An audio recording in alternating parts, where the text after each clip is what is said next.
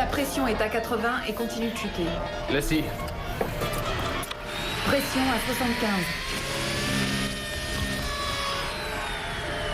Et Carter, On devrait attendre le chef de service. il perd du sang, on n'a pas le temps. Vous avez déjà fait ça? Seulement sur un cadavre en cours d'anatomie. Pression à 70. N'ayez pas peur. Je palpe la colonne vertébrale. Et maintenant, l'aorte. Pression à 65. C'est bizarre. Ça ne va pas? Je ne trouve pas l'aorte. Pression à 60. Si vous devez le faire, faites-le, docteur. Allez. Pression à 55.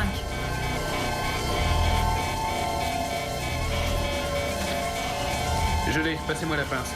Pression à 50. Pression à 60. 70.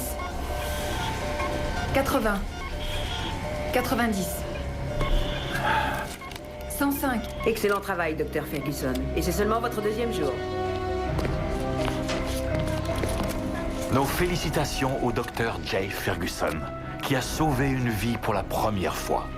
Mais ce soir, un nouveau patient va remettre en question ses convictions personnelles sur la vie et la mort dans la 13e dimension.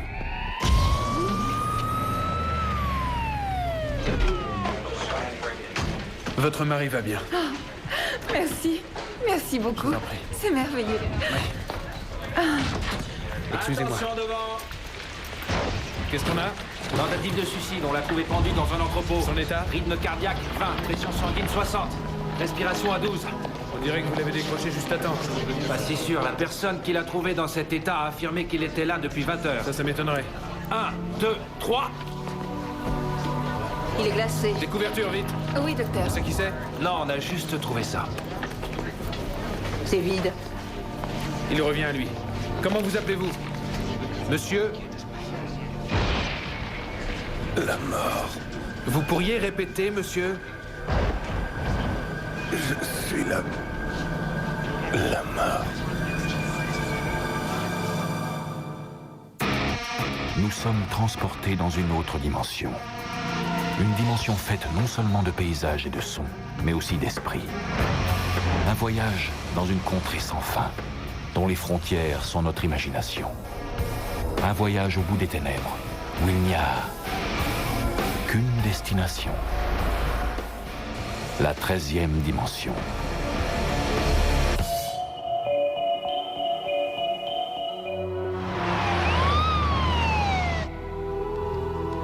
Non, je ne sais pas pourquoi il s'est pendu. C'est vous, le psy. Demandez-lui. Quoi? Dans 6 heures? Et comment je vais m'en occuper d'ici là? Non, mais une première évaluation, je vois. 39 heures que je tiens le coup. N'hésitez pas à boire du café. J'ai vu des internes travailler 50 heures. Et au-delà. Infirmière du 5e, j'écoute? Je me sens beaucoup mieux d'un seul coup.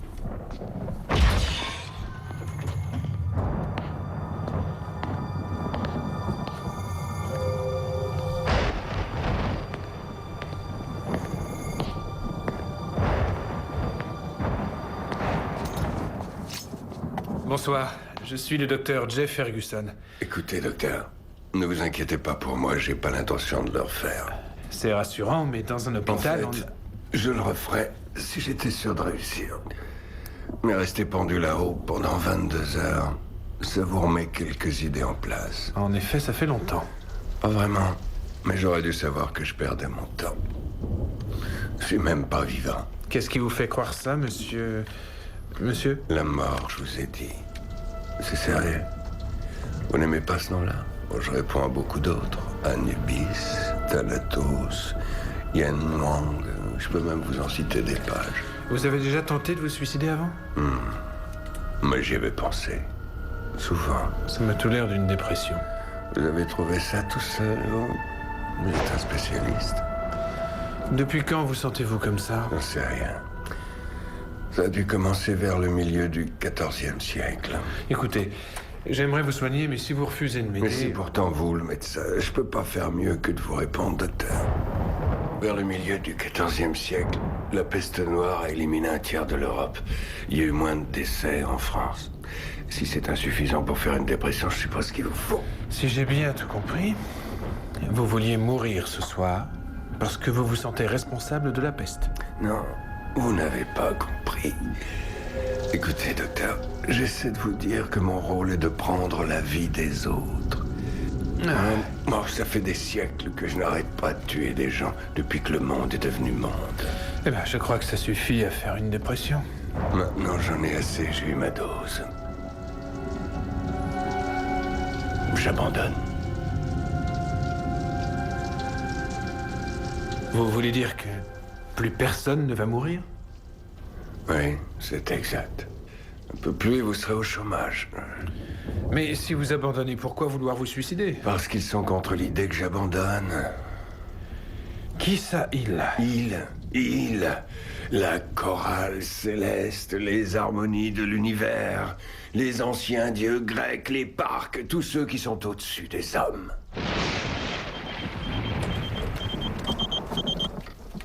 Je dois y aller. C'est ça, allez-y. De toute façon, vous ne pourrez pas m'aider. Ne dites pas ça, on a un très bon service psychiatrique ici. Vous, les docteurs, vous ne laissez jamais tomber un patient, hein. C'est ce que j'ai toujours aimé dans cet hôpital. Vous êtes déjà venu ici? Évidemment.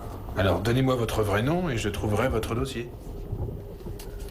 Vous êtes très drôle. Je me rappelle de la première arme que j'ai prise dans cet hôpital. Lanière. Bill Brem. Oui, le petit Brem. En mars 1968. Si vous ne me croyez pas, Jay, vérifiez. Vérifiez.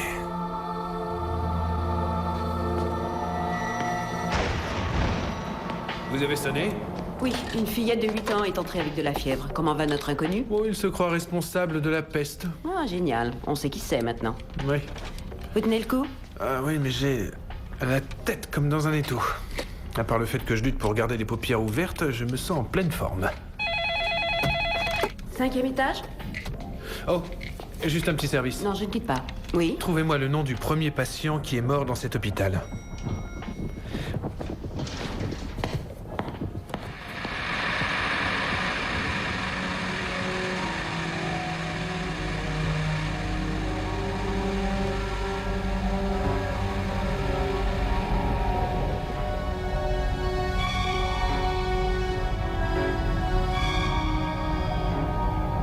Docteur Ferguson?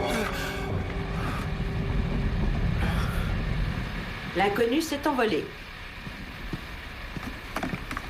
Comment il a fait? C'est peut-être pas la mort, finalement. C'est peut-être Houdini. On l'a forcément aidé, d'après moi. Oui, peut-être. Ah, à propos de votre question, Bill Brem. Vous êtes sérieuse? Est-ce que j'ai l'air de plaisanter? Si je me trouvais à sa place, où est-ce que j'irais?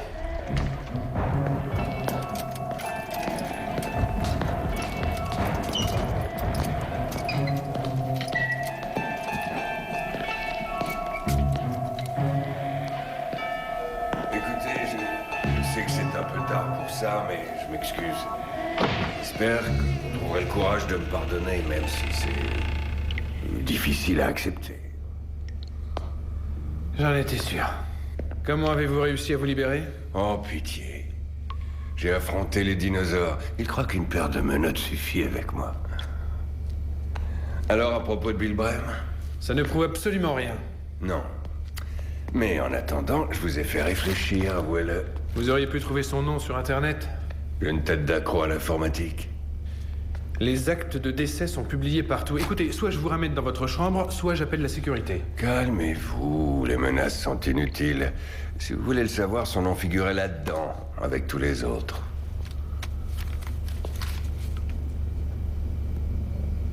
Bon, vous avez mis la main sur un stylo, et alors, vous venez ou non?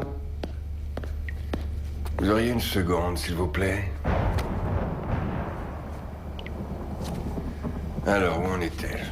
Ah oui, je voulais juste vous dire à tous que j'abandonne. Je sais ce que vous pensez. Vous auriez préféré que je prenne cette décision il y a quelques jours, mais... Et c'est comme ça. Ouais. Prends soin de toi, Dave. Vous savez à qui j'arrête pas de penser ces derniers temps? À Limpo Wang. Faites-moi plaisir, gardez ça pour le docteur Rand. Une petite asiatique adorable. 4e siècle avant Jésus-Christ. C'était une paysanne, mais très éclairée. Il avait souvent cette façon de parler de la vie. Et puis un jour, j'ai compris ce qui les irritait tellement là-haut. On s'entendait si bien tous les deux que j'ai été tenté de détourner les yeux d'elle pendant 2 ans à peu près, ou peut-être plus. Mais il est arrivé un moment où, comme les autres, elle a dû partir elle aussi. Arrêtez, ça suffit. Qu'est-ce que vous voulez m'entendre dire, hein? Vous voulez que je dise que vous êtes la mort? D'accord. Vous l'êtes. Satisfait? Génial. Et en plus, vous vous fichez de moi. Écoutez, j'ai encore un moyen de vous convaincre. Il n'y a pas de mais, il n'y a pas de mais, dépêchez-vous de l'ouvrir. Pas de nécrologie aujourd'hui, aucune mort n'a été signalée. C'est une plaisanterie? Est-ce que j'ai l'air de rire? C'est impossible, il y a des morts tous les jours. Non, c'est pas le cas aujourd'hui.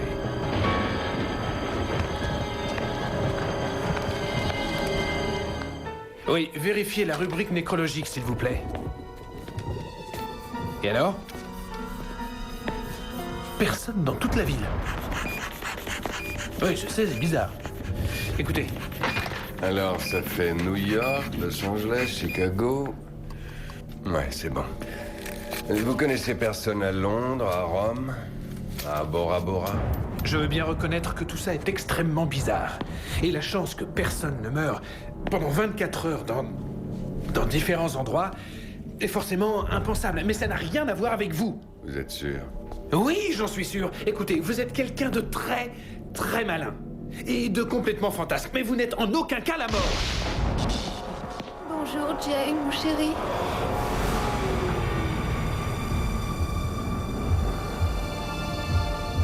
Maman? Pitié, Seigneur. Veillez sur ma famille. Veillez sur mon petit Jay. C'est tout ce que je souhaite. Oui, c'est tout.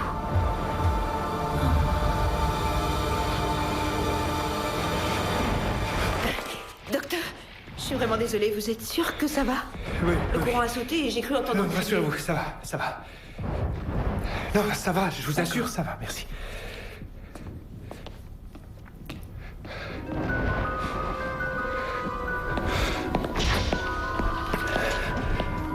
Regarder votre mère traverser cette agonie pendant des semaines devait être très éprouvant. Le jour où je suis venu la prendre, je me souviens très bien de vous. Ce regard déterminé que vous aviez. Comme si vous ne laisseriez plus jamais personne souffrir de cette façon.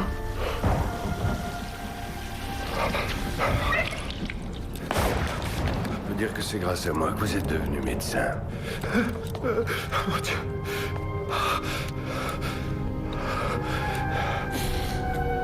Alors c'est vous qui tuez les gens. Vous avez envie de me frapper. Si ça vous soulage, allez-y. Et vous voulez abandonner, c'est vrai? Vous avez vu la rubrique nécrologique? Il n'y aura plus jamais de mort? Jamais. Ça fait beaucoup de temps. Comme je vous l'ai déjà dit, ils ne vont pas tellement apprécier l'idée que je me retire. Ils mettront la pression. Et quand ils s'y mettent... Qu'ils vous mettent la pression tant qu'ils veulent. Vous devrez leur résister. Vous trouvez que j'ai raison d'arrêter ça? Oui. Il risque d'y avoir des inconvénients. Lesquels? Une surpopulation? Oui, il se pourrait que le monde soit saturé. On pourra surmonter ça. J'adore votre réaction. Ce que vous avez décidé de faire va tout changer. Ce que vous allez faire là est un miracle. Ça me flatte d'y penser. On m'appelle. C'est le code jaune. Où allez-vous? Je reviens dès que je peux. Tout va bien, vous n'avez plus à vous presser. Ne bougez pas, d'accord? On a encore des tas de choses à aborder. Contactez le service des grands brûlés ainsi que le service de chirurgie. Ils vont avoir du pain sur la planche. Qu'est-ce Un qu'on a? camion d'essence est entré dans un bus. Linda, mettez-les sous intraveineuse. Allez, on s'active. J'ai besoin de toute la solution saline qu'on a. Dépêchez-vous. Linda. Ça n'a aucun sens. Je n'ai pas de pression Je comprends sanguine. rien. Quoi? Apportez de Les l'eau. moniteurs n'affichent même pas de rythme cardiaque. Alors il y a sûrement un problème avec les moniteurs. Je n'ai toujours pas de pression sanguine. Leur cœur s'est arrêté, ils sont toujours vivants. Qu'est-ce qui se passe ici? Et comment peut-on les soigner? Ils n'ont plus de peau. C'est impossible, ils bougent encore.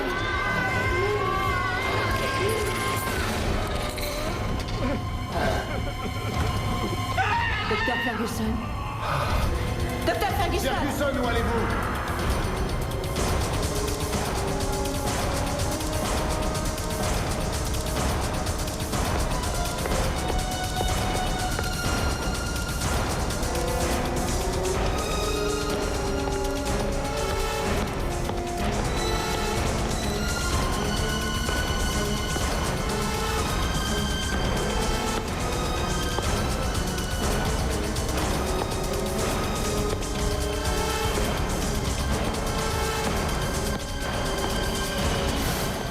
vous ai cherché partout.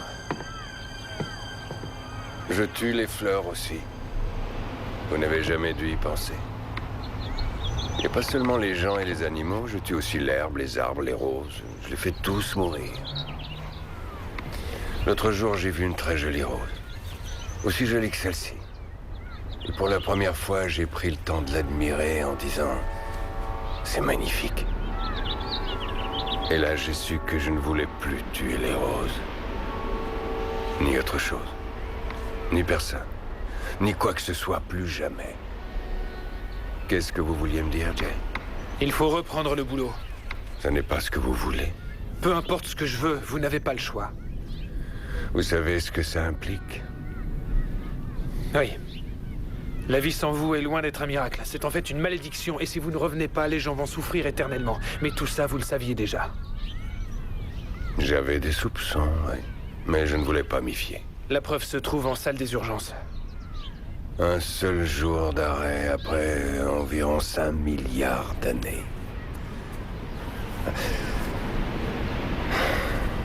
Il faudra vous en accommoder.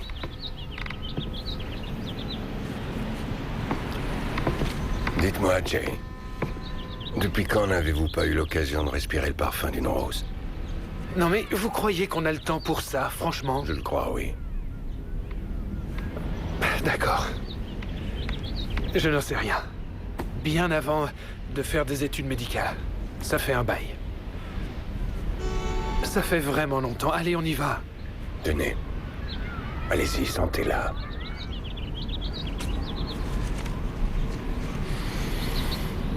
Dites-moi ce que ça vous rappelle. La vie. Merci de me ramener dans votre monde. Vous êtes sûr de ce que vous voulez? Absolument.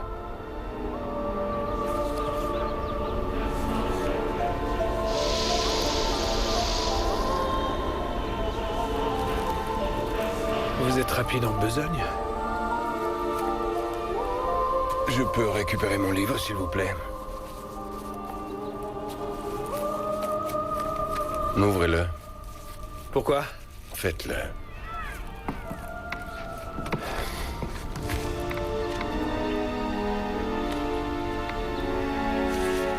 Amusant. Oui. Ils ont un certain sens de l'humour, là-haut. Tous ces patients nécessitent une... Asseyez-vous, Jay.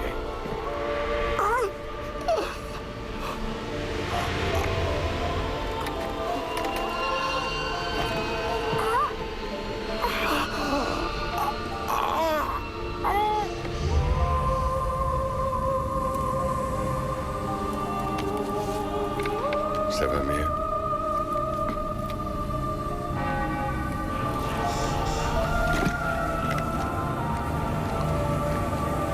Je ne sens plus rien.